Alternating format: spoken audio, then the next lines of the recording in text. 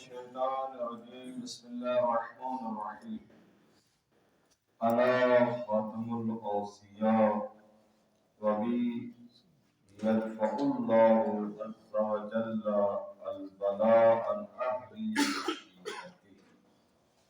آج آپ کی خدمت میں امام زمانہ اجل اللہ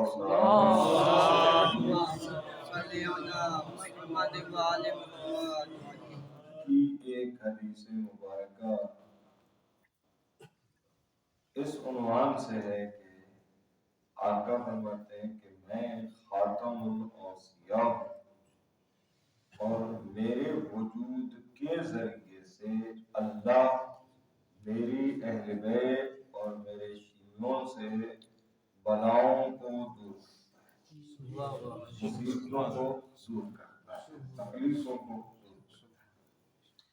یہ حدیث مبارکہ شیخ صدوق علیہ رحمہ اور شیخ توسی علیہ رحمہ نے ابو نصر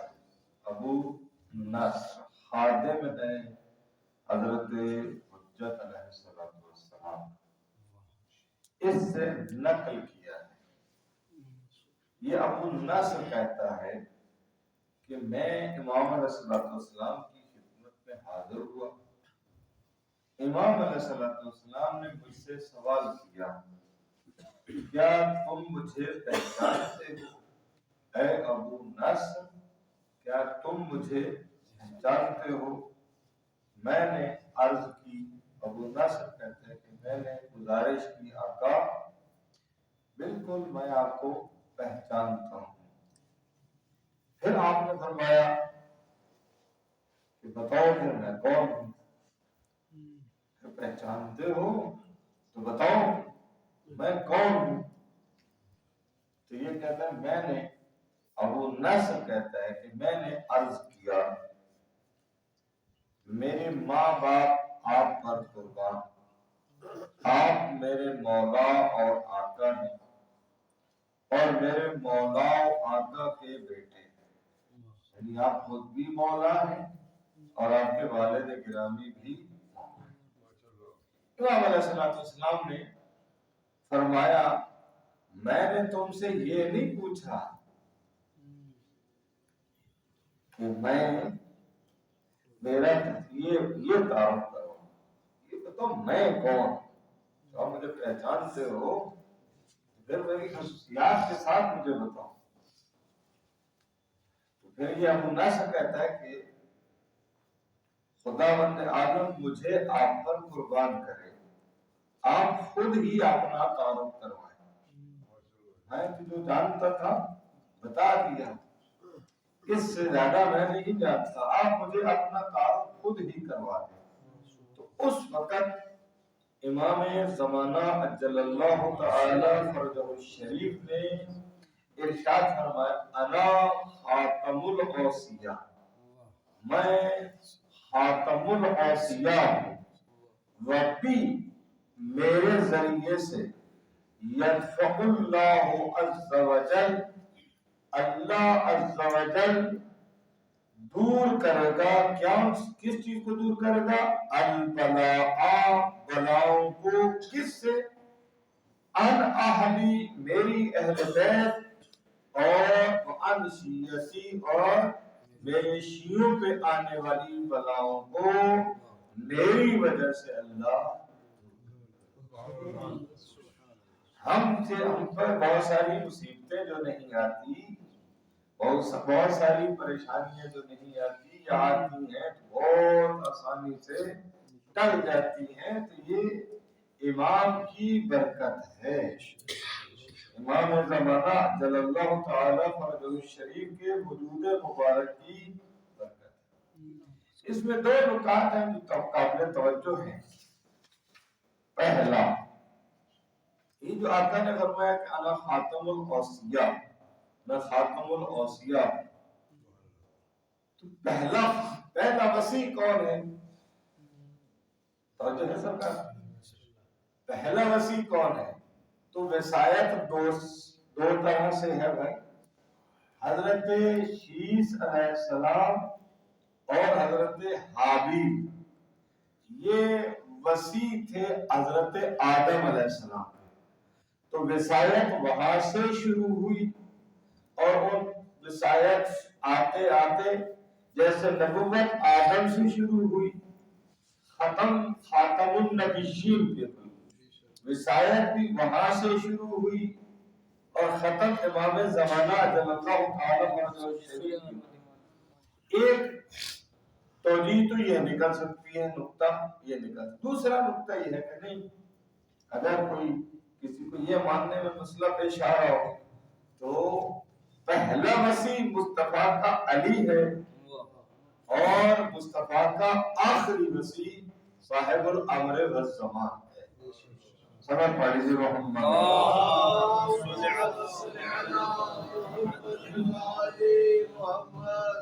جس طرح نبی آخر الزمان کے بعد جو بھی نبوت کا دعویٰ کرے وہ جھوٹا ہے، اسی طرح جو خاتم الاوصیاء کے بعد دعوی وصایت کرے وہ بھی جھوٹا ہے، کیونکہ ان کے بعد کوئی وسیع نہیں ہو سکتا، وہ آخری وسیع ہے۔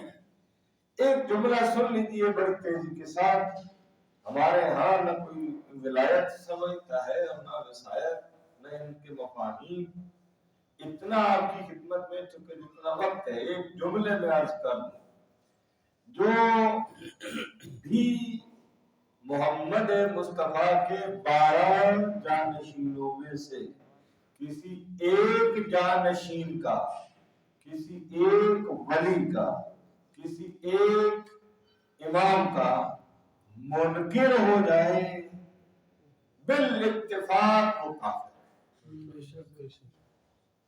تو جو ہے سرکار کسی ایک کا بھی، 6 کے ماننے والے اور 7ویں سے منکر وہ بھی اسی کھاتے میں ہے، آگے بھی وہ فرقہ واقفیہ بنا حضرت امام رضا علیہ السلام کے زمانے میں، وہ 7ویں امام تک مانتے تھے، وہ انہوں نے 8ویں کو نہیں مانا، وہ بالاتفاق کافر ہے۔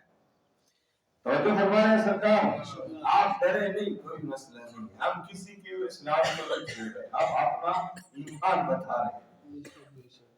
کسی بھی امام کا منکر 12 میں سے کوئی کسی ایک کا منکر ہو جائے وہ کافر، اور جو 12 کے برابر کسی اور کو لا کے کھڑا کر دے وہ مشرک ہے۔ بات سمجھا نہیں، وہ شخص مشرک ہے۔ حیرانگی پریشانگی کی کوئی بات نہیں ہے، حضرت امام زین العابدین علیہ السلام،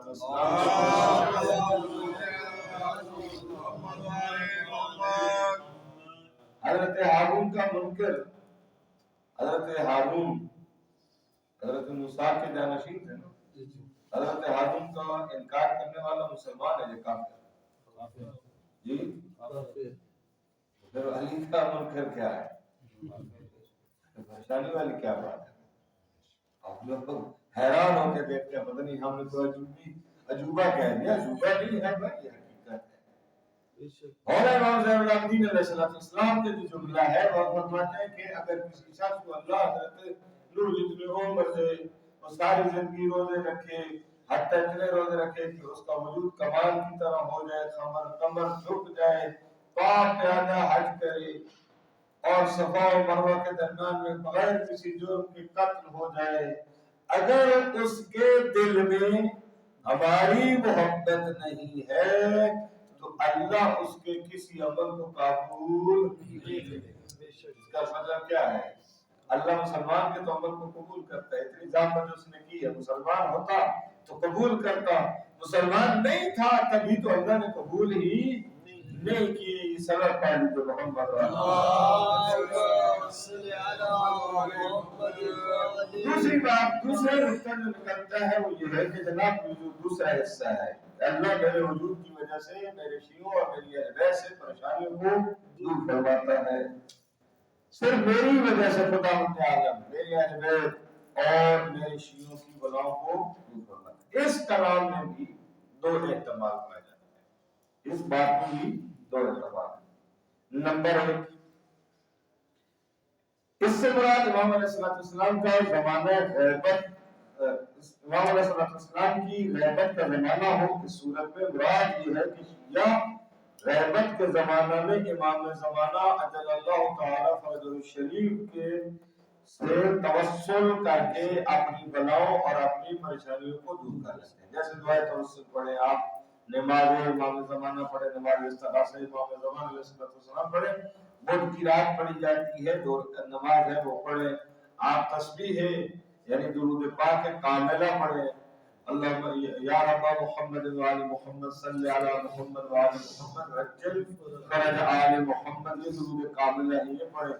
تو مختلف اوراد اذکار ہیں توسل کے جن کے ذریعے سے اللہ پریشانیوں کو دور کرتا ہے.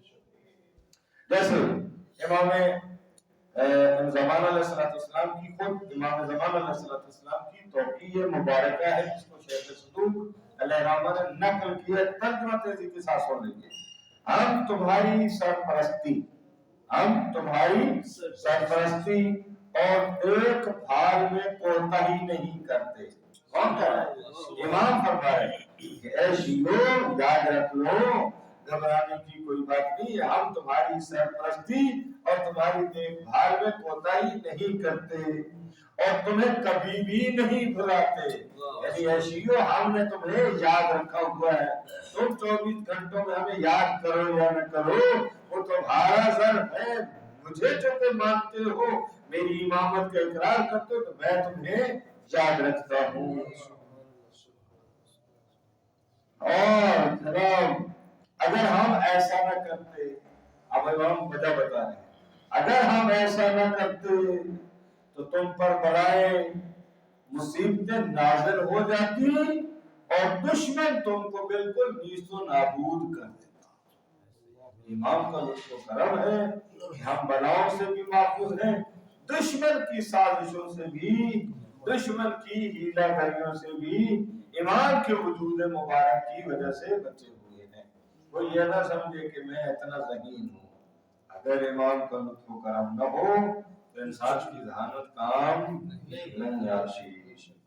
یہ پہلا توجیہ تھی. دوسری توجیہ، اس سے مراد آپ کے ظہور کا زمانہ ہے، یعنی اللہ میرے وجود سے میرے اہل بیت اور میرے شیعوں کی پریشانی کو، مشکلات کو، بلاؤں کو دور کرے گا. خود ظہور کا زمانہ، جب امام زمانہ جل اللہ تعالی فرج الشریف ظہور فرمائیں گے اس صورت میں خدا متعال آپ کے ظہور سے تمام ظالموں پر امام کو غلبہ عطا کرے گا اور غیر مظلوموں کی نصرت ہو جائے گی. وہ امام کے شیعہ ہیں اور امام کی اہل بیت ہیں. دونوں جمع بھی ہو سکتے ہیں، کوئی مسئلہ نہیں ہے، دونوں مفہوم جمع بھی کیے جا سکتے ہیں، اس میں کوئی معنی اور مشکل نہیں ہے. المختصر ہم سارے کے سارے اپنے تمام تر توانائیوں اور طاقتوں سمیت اپنی تمام تر ذہانتوں اور تمام تر قدرتوں سمیت محتاج ہیں وجود مبارک امام زمان کے. اگر وہ وجود مبارک نہ ہوتا تو ہماری زندگی اتنی تلخیوں میں گھری ہوئی ہوتی کہ جس کا ہم اندازہ بھی نہیں کر سکتے. یہ امام زمانہ کا لطف و کرم ہے کہ ہمیں وہ بلاؤں اور مصیبتوں سے بچائے رکھتے ہیں، ہماری سرپرستی فرماتے رہتے ہیں. صلی اللہ علیہ وسلم.